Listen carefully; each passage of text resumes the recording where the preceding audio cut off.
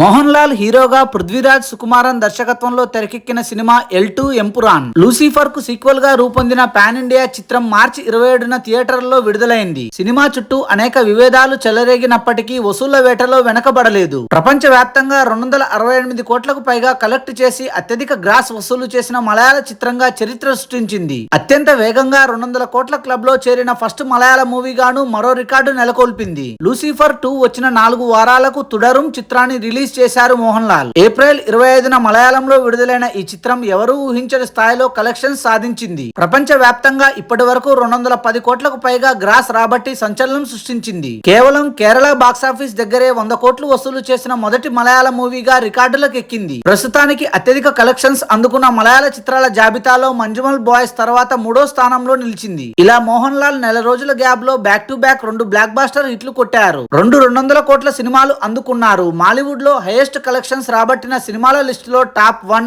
Top 3 ఆయన పేరిటే ఉన్నాయి. 64 ఏళ్ల వయసులో వరుసగా ఇలాంటి రేర్ రికార్డు సాధించడం మామూలు విషయం కాదు. Thanks for watching this video. For more interesting videos please do subscribe.